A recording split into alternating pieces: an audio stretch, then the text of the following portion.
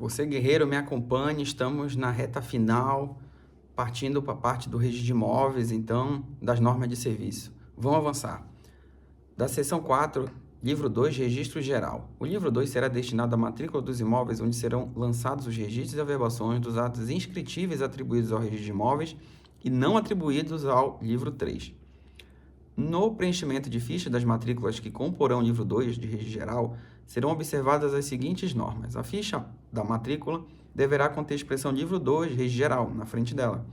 A identificação da respectiva unidade de serviço de registro de imóveis, inclusive com o número do CNS, que é o Código Nacional das Serventias, atribuído pelo Conselho Nacional de Justiça, não havendo necessidade de inserção retroativa desses dados. No alto da face do anverso, então, em cima, e na parte da frente de cada ficha serão lançados o número da matrícula, o da ficha e a data da abertura desta. No verso, apenas o número da matrícula e o da ficha, com a informação de tratar-se de seu verso.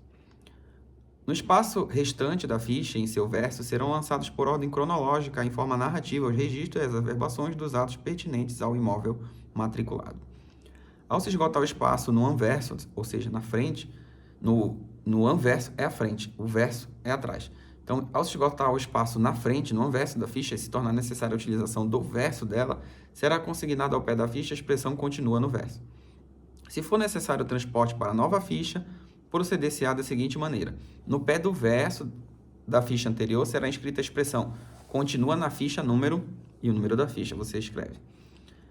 O número da matrícula será repetido na ficha seguinte, que levará ao número de ordem correspondente.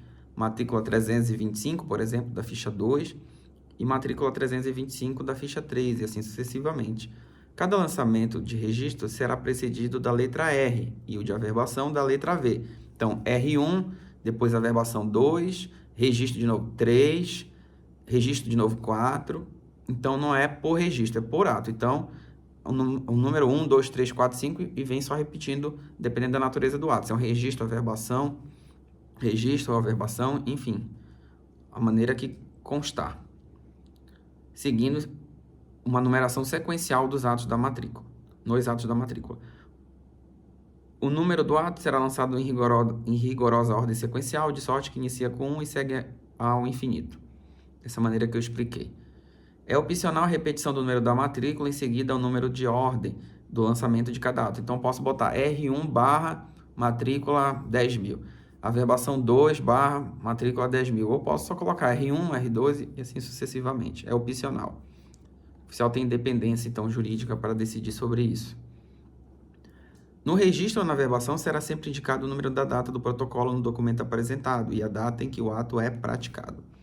Na matrícula não poderá ser feito qualquer lançamento sobre a rúbrica de certidão, anotação ou observação, visto que o ato deve ser unicamente de registro ou de averbação, inexistindo previsão legal para lançamento diverso. A cada imóvel deve corresponder uma matrícula, ou seja, um imóvel não pode ser matriculado mais de uma vez, e cada matrícula deve corresponder a um único imóvel. Esse princípio chama unitariedade matricial. Isto é, não é possível que a matrícula descreva e se refira a mais de um imóvel. Caso haja mais de uma descrição para o mesmo imóvel no sistema de transcrição ou na circunscrição imobiliária anterior, antes da abertura de nova matrícula, deverá ser promovida sua unificação. Todo imóvel objeto de título a ser registrado deve estar matriculado no livro 2, registro geral. Caso o imóvel não tenha matrícula própria, esta será obrigatoriamente aberta por ocasião do seu primeiro registro. Ou ainda, quando se tratar de averbação e a transcrição já possui todos os requisitos necessários para a abertura de matrícula, quando se tratar de averbação que deva ser feita no antigo livro de transcrição das transmissões e este não tem espaço, a margem da qual será anotada a abertura de matrícula, desde que o imóvel esteja em área de competência territorial do mesmo cartório, da mesma serventia. Ainda que precária a descrição do imóvel, desde que se refira ao imóvel em sua integralidade. No caso de fusão de matrícula e de unificação do imóvel e a requerimento do proprietário. Então, nesses casos, obrigatoriamente tem que abrir matrícula.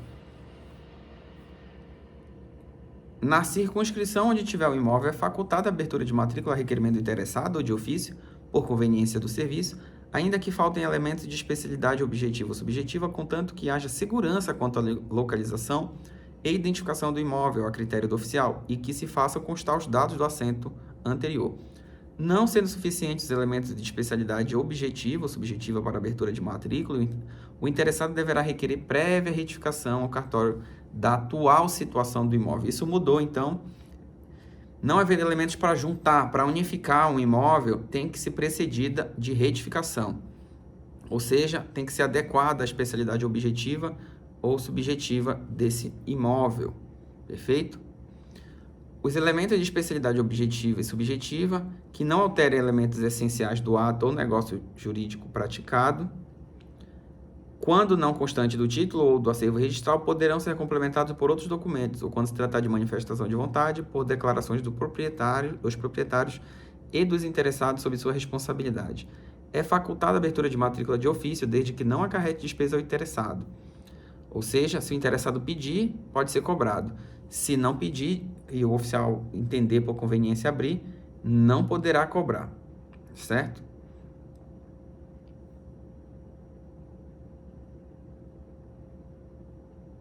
Consta aqui, então, que poderão ser complementados do acervo registral por outros documentos, quando se tratar de manifestação de vontade, por declarações do proprietário ou dos interessados sob sua responsabilidade. Então, quando o elemento de especialidade objetiva ou subjetiva não alterar elemento essencial do ato ou do negócio, e não constante do título do acervo registral, pode ser complementado por outro documento, ou quando se tratar de manifestação de vontade, declaração do proprietário ou interessado sob sua responsabilidade. É facultada essa abertura, então, de matrícula de ofício nos seguintes casos, que não vai ser cobrado do interessado. Para cada lote ou unidade de uso exclusivo, logo em seguida ao registro do loteamento, desmembramento ou condomínio edilício, no interesse do serviço, a hipótese de abertura, no caso do registro do loteamento, desmembramento ou condomínio edilício, são devidos emolumentos quando o empreendedor ou interessado expressamente requerer a abertura de tais matrículas. Então, se ele não requerer, o oficial decide abrir, não pode cobrar. A matrícula será aberta com os elementos constantes do título apresentado e do registro anterior, e se este estiver situado em outra circunscrição, deverá ser apresentada a certidão expedida pelo menos, no máximo, 30 dias pelo respectivo cartório, a qual ficará arquivada de forma a permitir fácil localização. Se na certidão constar ônus ou ações, o oficial fará a abertura de matrícula em seguida a V1, então eu vou abrir matrícula em seguida, já faço a menção dessa alteração, averbará sua existência, consignando sua origem, natureza e valor, o que ocorrerá também quando o ônus estiver lançado no próprio cartório, pois tais averbações não são devidos emolumentos e custos. Quando se tratar de legitimação fundiária, em qualquer das modalidades de reurb ou de legitimação de posse após a conversão em propriedade, a matrícula da unidade imobiliária estará livre e desembaraçada de qualquer ônus, direitos reais, gravames ou inscrições eventualmente existentes na matrícula de origem, exceto quando disserem respeito ao próprio legitimado. Os ônus não serão transportados quando forem anteriores ao registro da arrematação ou adjudicação e quando deste registro decorrer de forma inequívoca o seu cancelamento direto ou indireto. Então, vamos supor, tem a penhora 1, a penhora 2. Em seguida, foi levado o imóvel a leilão e foi arrematado por um terceiro investidor, que registrou a carta de arrematação. Então, existe o que se chama de cancelamento indireto dessas penhoras anteriores, justamente aquelas que deram origem a esse processo. Tanto que o produto do pagamento vai ser para pagar esses credores. A origem da arrematação são aquelas penhoras, ou seja, é permitido o cancelamento direto, mas também o indireto, fica pressuposto. Para maior clareza da matrícula, o ideal é cancelar de forma direta, mas há essa interpretação registral de que se decorrer do próprio ato existe o cancelamento indireto e não aparece o ônus, mas com a carta de arrematação registrada embaixo, já pressupõe esse cancelamento indireto dos atos anteriores. A matrícula deverá compreender o imóvel em sua integralidade, sendo irregular a abertura de matrícula de parte do imóvel apenas. Será igualmente irregular a abertura de matrícula de parte do imóvel sobre o qual tenha sido instituída a servidão, que deverá corretamente ser registrada sobre a matrícula do imóvel todo. Então, eu não posso abrir uma matrícula só para registrar a servidão, ele tem que ser registrado no imóvel todo. O ônus que gravar parte do imóvel deve ser registrado na matrícula do imóvel todo, sendo incorreta a abertura de matrícula da parte onerada. É vedado constar da matrícula a indicação de rua ou de qualquer outro logador público, sem que tal circunstância conste do registro anterior.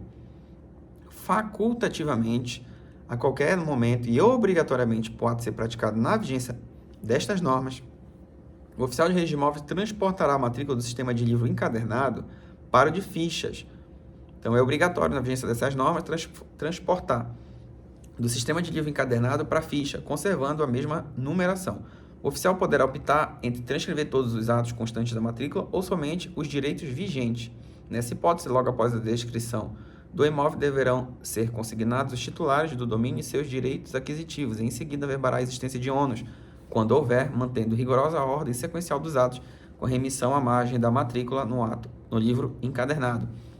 Então, esses casos seriam, por exemplo, de não transportar ônus de cancelamento indireto, de penhora que originou o carta de arrematação, justamente para não dar a sensação de que está vigente aquele ônus.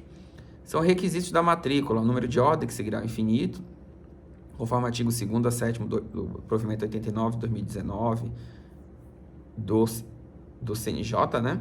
E demais regulamentos da Corregedoria Nacional de Justiça acerca do Código Nacional de Matrícula, data, identificação e caracterização do imóvel, nome e qualificação do proprietário, o número e a data do registro anterior, ou se tratando de imóvel oriundo de loteamento ou condomínio edilício, o número do registro ou inscrição do loteamento ou da instituição e especificação do condomínio. A identificação e caracterização do imóvel compreende, se for urbano, a localização e nome do logradouro para o qual faz frente, o número quando se tratar de prédio ou sendo terreno, se fica do lado par ou ímpar do logradouro, em que quadra e a que distância métrica da edificação esquina mais próxima, ou o número do lote e da quadra, se houver, a designação cadastral, se houver.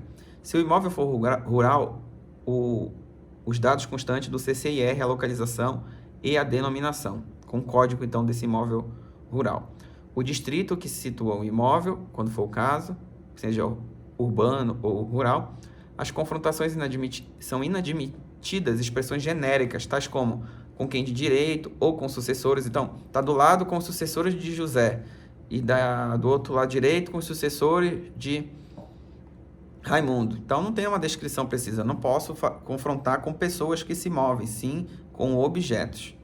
E o imóvel ele tem que ter no mínimo 3 pontos de amarração. Só 2 não dá para fechar um imóvel, ele tem que ter no mínimo 3. Que devem ser excluídas, então, essas designações, se existentes, no registro de origem, indicando-se preferencialmente os imóveis confinantes e seus respectivos registros. A área do imóvel.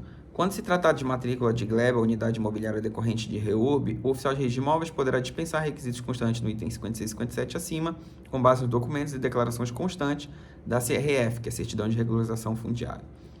A descrição georreferenciada constante do memorial descritivo certificado pelo INCRA será verbada para o fim da linha A do item 3 do inciso 2 do parágrafo 1º do artigo 176 da Lei 6.573, mediante requerimento do titular do domínio nos termos do parágrafo 5º artigo 9 do Decreto 4449 de 2002, ficando dispensada a anuência dos confrontantes nas hipóteses que trata o artigo 176, parágrafo 13 da Lei 6.015.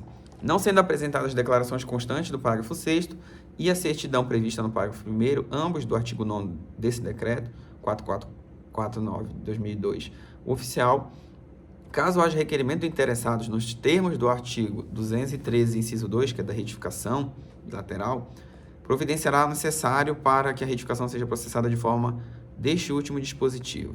Ainda nesse procedimento de retificação bilateral, será adotado quando a descrição original do imóvel sofreu alteração em razão de desfalque parcial. Então, tinha um imóvel integral, houve um destaque parcial, sem que tenha ocorrido a apuração do remanescente, que mudou totalmente. Antes ele tinha uma metragem, uma angulação e agora mudou. Então, nesse caso, dessa apuração da parte remanescente, o procedimento correto é retificação. Após o registro do parcelamento do solo, quer na modalidade de loteamento ou desmembramento e incorporação imobiliária, que é condomínio edilício ou de lote, e até que tenha sido averbada a conclusão das obras de infraestrutura ou de construção, as averbações e registros relativos à pessoa do loteador, incorporador ou referentes a quaisquer direitos reais, inclusive de garantia, cessões e demais negócios jurídicos que envolvam o empreendimento e suas unidades, bem como a própria averbação da conclusão do empreendimento, serão realizados na matrícula de origem do imóvel destinado e replicado, sem custo adicional em cada uma das matrículas recipiendárias dos lotes e das unidades autônomas eventualmente abertas. Então, é um grande item esse aqui. Primeiro passo, como regra, eu vou destacar o imóvel e tenho que, no mesmo ato, apurar a remanescente salvo se for um caso, por exemplo, que a lei excepcione, como uso capião, desapropriação. Então, isso é importante. Por quê? Porque o fato de destacar parcialmente no imóvel não pode desconfigurar o outro. E teria que também já deixar corrigido, né? Retificado, como o próprio nome diz. O segundo ponto é a cobrança única. Então, tem uma matrícula que a gente chama assim de mãe, de um terreno, que vai ser construída a seção, registrada, por exemplo, a incorporação imobiliária, depois a instituição de especificação de condomínio, convenção no livro 3, enfim. Isso vai dar origem a vários imóveis, 20 apartamentos, vamos supor. Então, a hipoteca dada em uma matrícula mãe, ela vai ser replicada em todas essas unidades, que é facultada a abertura de matrícula ainda, enquanto estão em construção, facultado isso ao oficial, não é cobrado se for no interesse do serviço, se for requerimento da parte, sim. Nesse caso, essa replicação nos 20 imóveis não são cobrados um a um, e sim, como são replicados em cada uma dessas matrículas em decorrente de um ato unitário como um todo, até que se conclua aquela obra, vai ser a cobrança única. Por isso que se fala dessa maneira. Além disso, nos casos de parcelamento também, tem uma grande área, né, em que vai ser dividida em um imóvel em muitos, diversos imóveis. Mesma história. Se foi conseguido um crédito e foi dado hipoteca em garantia para a própria obra do loteamento, e esse ato, até a conclusão do empreendimento, será praticado como ato único. Então, talvez agora fique mais claro. Então, repetindo, após o registro do parcelamento do solo, quer de loteamento ou de desmembramento, ou da incorporação imobiliária de condomínio edilício ou condomínio de lote, e até que tenha sido averbada a conclusão da obra de infraestrutura, no caso, então, do loteamento, ou da construção, no caso do condomínio edilício, as averbações e registros relativos à pessoa do loteador, incorporador, ou referentes a qualquer direito real, inclusive de garantia, como disse, cessão ou demais negócios jurídicos que envolvam empreendimento e suas unidades, bem como a própria averbação de conclusão do empreendimento, serão realizados na matrícula de origem do imóvel, então nessa primitiva, e a eles destinado e replicado nas demais, sem custo adicional, em cada uma das matrículas recipiendárias dos lotes ou das unidades autônomas eventualmente abertas. Muito interessante essa parte. Comenta aqui embaixo se você gostou, que a gente destrinchou isso. Para efeito de cobrança de custas e emolumentos, as averbações e os registros relativos ao mesmo ato jurídico ou negócio jurídico e relativos com base no caput serão considerados como ato de registro único, como eu disse, não importando a quantidade de lotes ou unidades autônomas envolvidas ou de atos intermediários existentes. Nos registros decorrentes de processo de parcelamento do solo ou incorporação imobiliária, o registrador deverá observar o prazo máximo de 15 dias úteis. Então, aqui, previsão expressa nas normas de São Paulo, que no caso de parcelamento ou incorporação, não seria aquele prazo de 10. Então, tem a exceção do 5, regra geral 10, e a incorporação e loteamento seria 15 dias úteis para fornecimento do número do registro ao interessado ou indicação das pendências a serem satisfeitas para a sua efetivação. Então, tem uma regra bem específica nas normas de São Paulo, 15 dias úteis por caso de parcelamento do solo ou incorporação imobiliária. O registro da instituição de condomínio e especificação do empreendimento constituirá ato único para fim de cobrança de custos e emolumentos. É facultada a abertura de matrícula para cada lote ou fração ideal que corresponderá à respectiva unidade autônoma. Então, tanto no loteamento quanto no condomínio edilício, após o registro do loteamento ou da incorporação imobiliária. Na hipótese do subitem anterior, se a abertura de matrícula se der no interesse do serviço, eu lhe pergunto, vai ser cobrado ou não? Fica vedado o repasse de despesa daí decorrente ao interessado. Por sua vez, quando a abertura de matrícula se der por requerimento do interessado, e aí, nesse caso, vai ser cobrado? Sim, é requerimento do interessado. Serão devidos por ele os emolumentos pelo ato praticado. O item 57.2 aplica-se em favor de quem subrogar na posição de loteador ou incorporador. Então, eu comecei, fui loteador e depois cedi minha posição de loteador para outro. Incorporei no condomínio, não aguentei concluir, cedi também. Vai se aplicar a esse cessionário. O item 57.2 não se aplica para negócios jurídicos celebrados para o público em geral, adquirentes finais de lote. Então, foi vendido por um consumidor e ele já vendeu adiante. Então, nesse caso, vai ser cobrado na quantidade de imóveis que ele tiver. Não é um ato pertencente ao empreendimento. Dessa maneira, então, se for para consumidor final, adquirente final de lote, e a empreendimento diverso daquele que tiver sido registrado originalmente, não será cobrança única. Repetindo, então, não se aplica o negócio jurídico celebrado para o público em geral, adquirente final de lote, nem empreendimento diverso daquele que tivesse sido registrado originalmente. Para o fim do artigo 225, parágrafo 2º da Lei 6.015, entende-se por caracterização do imóvel apenas a indicação, as medidas e área, não devendo ser considerado irregular título que corrija omissões ou que atualizem nomes de confrontante, respeitado o princípio da continuidade. Entende-se ocorrer a atualização de nome de confrontante quando nos títulos houver referência expressa aos anteriores e aos que os substituírem, observada sua correspondência com o registro dos imóveis confinantes. Não será considerada irregular a abertura de matrícula que segue os dados existentes no registro anterior, chamada de matrícula por transporte, bem como o registro do título subsequente, quando houver coincidência entre os dados. Sempre que possível, os títulos devem mencionar como confrontante os próprios prédios e não seus proprietários. Isso aqui é muito importante. Quando você vê uma matrícula, principalmente rural, confronta com pessoas ou sucessores de, provavelmente isso é o caso de retificação. Não há segurança jurídica, muitas vezes, suficiente para se proceder ao registro, sem que haja, então, um receio de caracterizar uma sobreposição de área, que é quando um imóvel está por cima do outro, tem uma medição incompleta. Se por qualquer motivo não constar no título ou no registro anterior elementos indispensáveis à caracterização do imóvel, se o imóvel está do lado par ou ímpar, distância da esquina mais próxima, etc., poderão os interessados para fim de matrícula completá-los, servindo exclusivamente de documentos oficiais. A qualificação do proprietário, quando se tratar de pessoa física, referirá seu nome civil completo, sem abreviatura, nacionalidade, estado civil, profissão, residência e domicílio. Número de inscrição no CPF, então tem que ter CPF para poder registrar um imóvel, seja inclusive estrangeiro, já adianto, precisa de CPF. Número do RG e sua cédula de identidade, e a falta deste, no caso do RG, não tem RG, substitui por sua filiação no nome de pai e mãe e, sendo casado, o nome e qualificação do cônjuge, seu regime de bens do casamento, bem como se este se realizou antes ou depois da Lei 6515 de 77. Antes da Lei 6515 de 77, o regime subsidiário legal era da comunhão universal de bens. Depois dessa lei, a comunhão parcial de bens, que é o que temos hoje. Então, se tiver um regime diverso desse, da comunhão universal antes de 77, ou diverso da comunhão parcial depois de 77, é porque teve um pacto antinupcial, tem que registrar.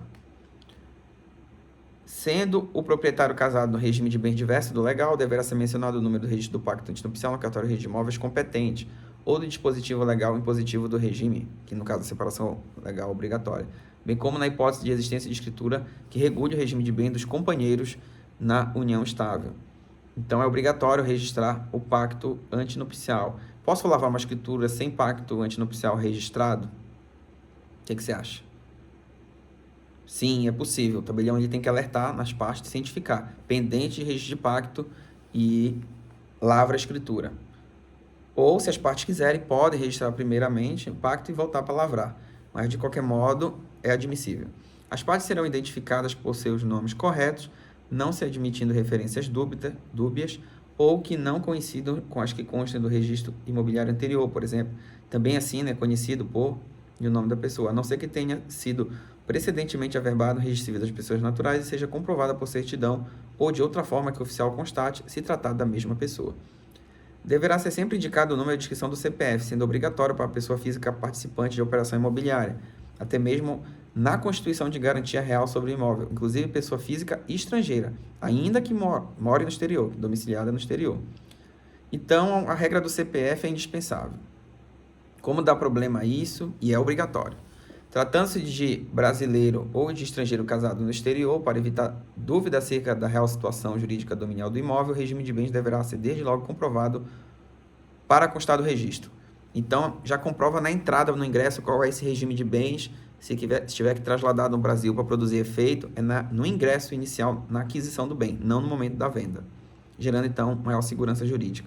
Quando se tratar de pessoa jurídica, além do nome empresarial, serão mencionados a sede, o número de inscrição do CNPJ e o NIRE, quando atribuído da junta comercial, pelo menos é assim que consta nas normas, ou os dados do registro constitutivo no oficial de registro civil de pessoa jurídica ou da OAB, Ordem dos Advogados do Brasil, ou ainda o número do ato legislativo de criação, conforme o caso, ou registro na forma legal no país de origem no caso de pessoa jurídica estrangeira.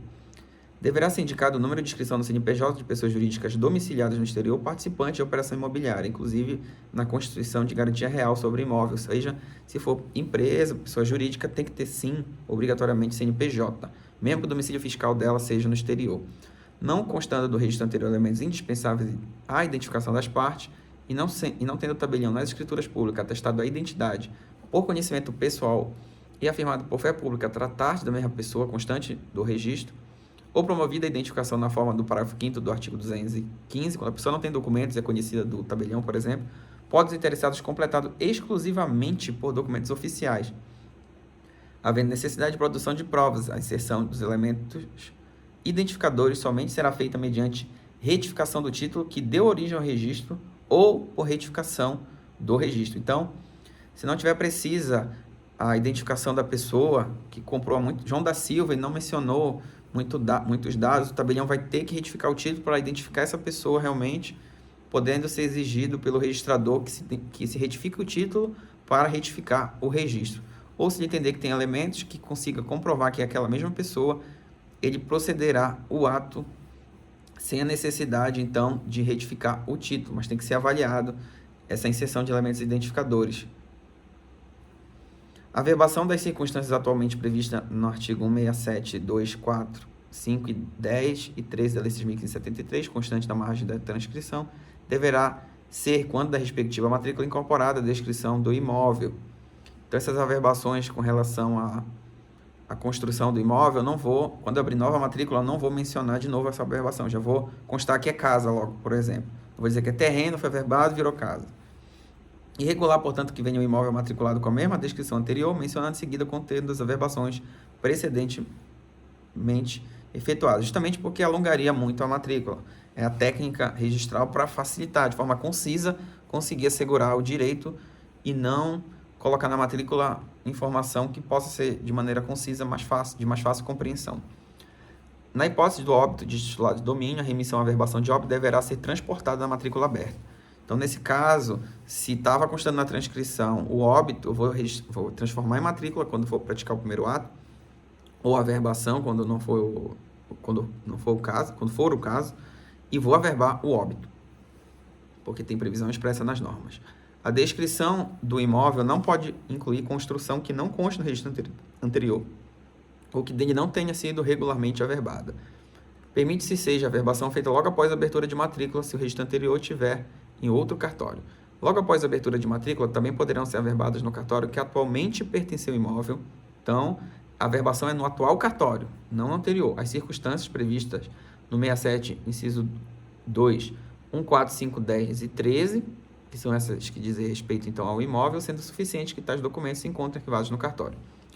Também não deverá ser feita na descrição do imóvel referência a lotes e respectivos números quando não se tratar de loteamento ou de desmembramento registrado ou regularizado, ou ainda de subdivisão do imóvel constante da planta arquivada no cartório, anteriormente à lei de parcelamento, que é a Lei 6766 de 79, ou de projeto de desdobro regularmente aprovado pela municipalidade em que os imóveis oriundos da subdivisão passem a ter indicação para diferenciá-los. Quando houver divisão do imóvel, deverá ser aberta a matrícula para cada uma das partes resultantes, sendo registrado em cada matrícula o título da divisão. Na originária, averbar a circunstância com encerramento. Então, o imóvel vai virar 2, eu vou averbar na primeira encerramento e abro 2, e nas 2 abertas eu registro.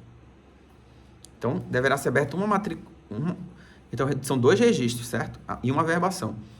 Repetindo, quando houver divisão do imóvel, então 1 vira 2, deverá ser aberta a matrícula para cada uma das partes, sendo registrado em cada matrícula o título da divisão. E na originária, que é a primeira, averba a circunstância com consequente encerramento. Vai ser também aberta a matrícula para registro de uso capião judicial ou extrajudicial com menção se houver no registro anterior e averbação do encerramento ou do desfalque no registro atingido.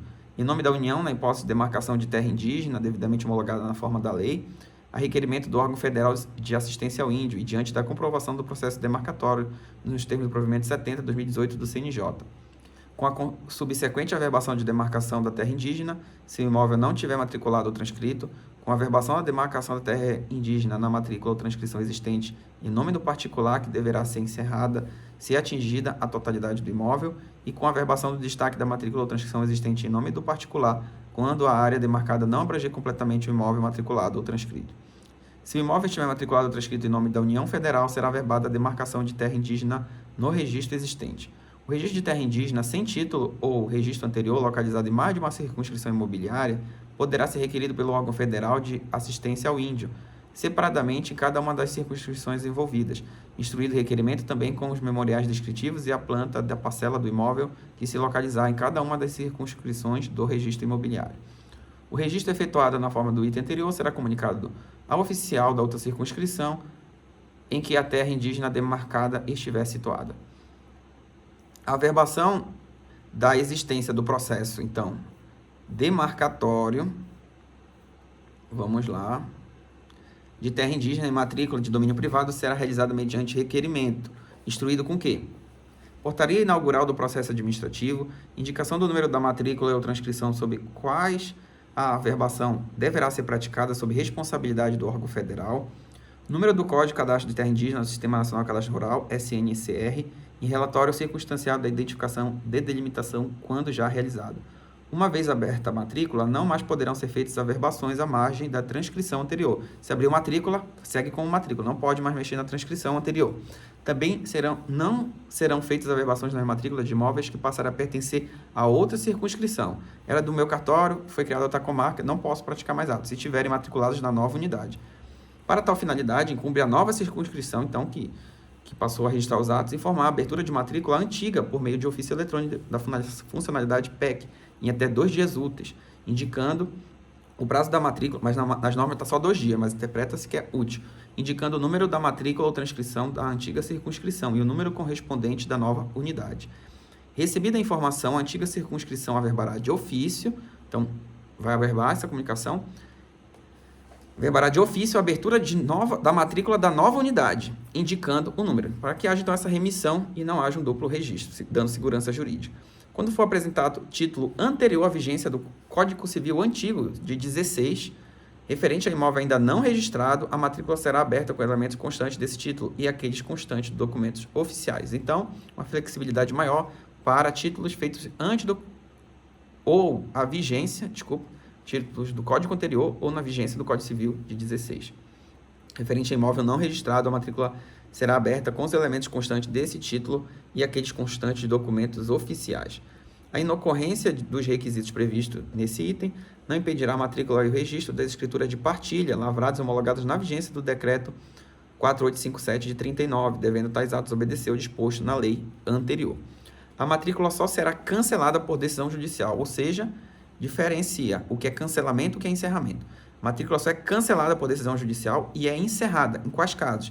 Quando em virtude de alienação parcial o imóvel for inteiramente transferido a outros proprietários ou em virtude de fusão, pelo menos que é assim que está nas normas.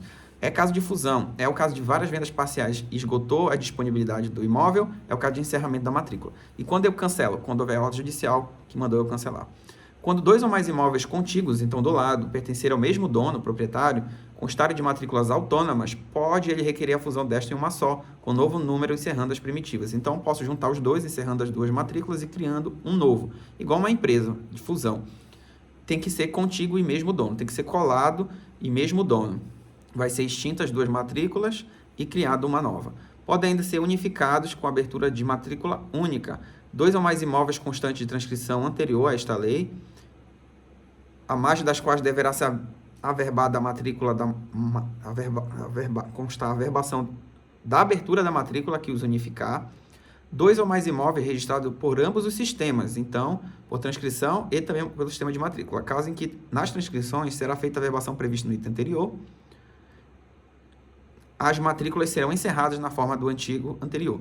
Então, eu posso unificar quando? Tem 2 transcrições, vira uma matrícula, ou uma transcrição e uma matrícula, que pode virar também uma outra matrícula.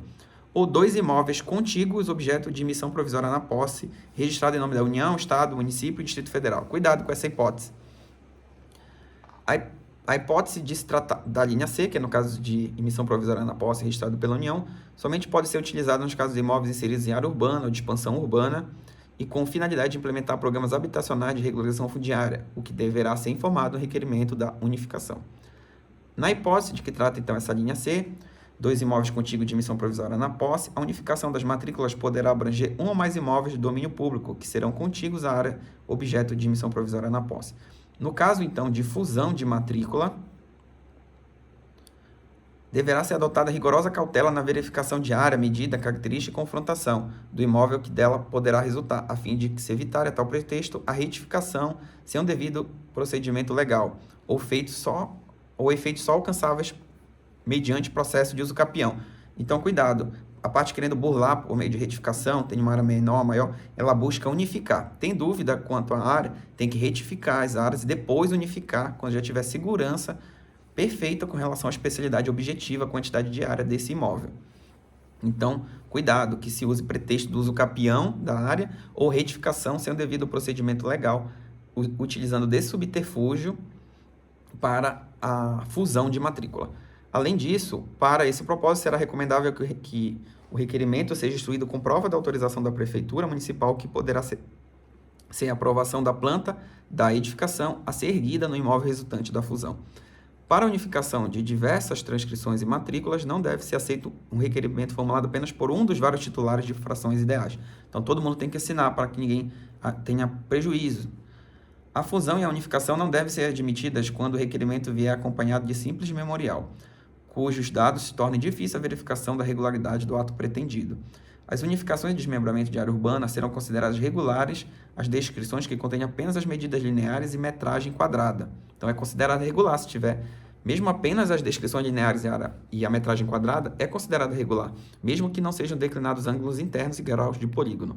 Tratando-se de unificação de imóvel transcrito, sistema anterior, não se fará prévia abertura de matrícula para cada um deles, mas sim a averbação da fusão nas transcrições respectivas. Então, tenho 2 transcrições, eu não vou abrir 2 matrículas e depois fundir. Eu vou averbar a fusão dessas transcrições e já vou abrir direto. Então, não se fará prévia abertura das matrículas para cada um deles, mas sim a averbação do encerramento e que houve, então, essa fusão e já abro uma matrícula direto. Os imóveis apresentados para a fusão de matrícula, incluídos o memorial e a planta, que deverão permitir a identificação das áreas originais e sua correspondência com a formada pela unificação, deverão ser arquivados em classificador próprio ou por meio eletrônico seguro. São requisitos ainda do registro no livro 2, a data, o número e data do protocolo da prenotação. Por quê? Porque o registro retroage a data da prenotação. O nome do transmitente ou do devedor e do adquirente ou credor ou a respectiva qualificação, o título da transmissão ou do ônus, forma do título, sua procedência e caracterização, valor do contrato da coisa ou da dívida, prazo destas, condições e mais especificações, inclusive os juros, se houver, demais dados que influenciem na constituição, modificação e extinção do direito real, ou expressamente previstos em lei. Por exemplo, uma condição resolutiva, direito de acrescer no usufruto, encargo na doação, localização da coisa, no caso do penhor. O testamento não é título hábil que enseja registro de transmissão. Olha só, tem que se pegar o testamento, fazer um inventário, partilhar para ganhar divisibilidade no título. O testamento, então, por si só, não é título que enseja registro de transmissão. Registro de testamento? Não. É vedado o registro de cessão, enquanto não registrado o respectivo compromisso de compra e venda. Então, não posso registrar uma cessão de compromisso de compra e venda se eu não registrei o próprio compromisso.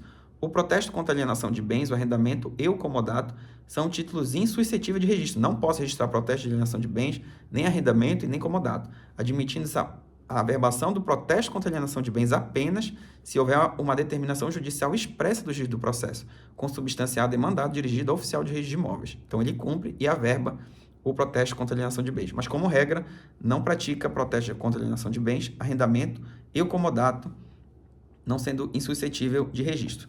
Sobre o comodato, vou falar ao final uma pequena decisão.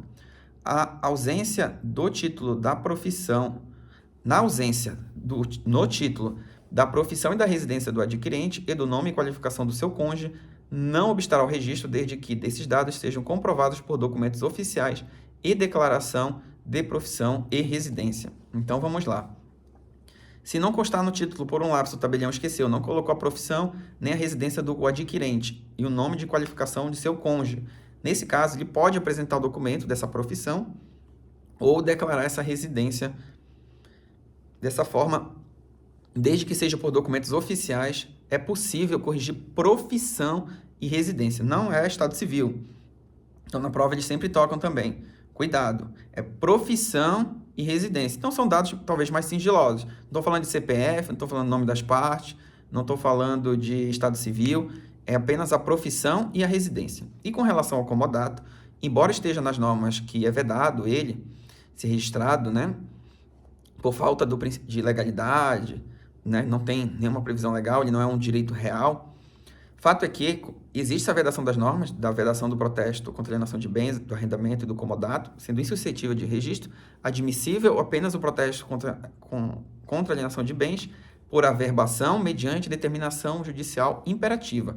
Porém, no caso do comodato, o que ocorre? Já houve decisão autorizadora na esfera administrativa no estado de São Paulo, justamente por essa ideia de que ele afeta, sim, o imóvel. Embora não seja um direito real, mas ele tem a potência, então, e a maior segurança de se constar na matrícula do que se não se constar. Dessa maneira, especificamente, o caso do comodato, se admite atualmente, a última decisão foi de que se admite, sim, o registro. Então, você que ficou aqui ganhou esse bônus da decisão administrativa que admite excepcionalmente o registro do comodato. Então, cuidado na prova. Se for literalidade, não, é insuscetível até esse termo de registro. Mas se for conforme o entendimento administrativo, com uma ideia de elasticidade, de direitos reais, dependendo da questão, já foi sim admitido o comodato ser registrado no registro de imóveis.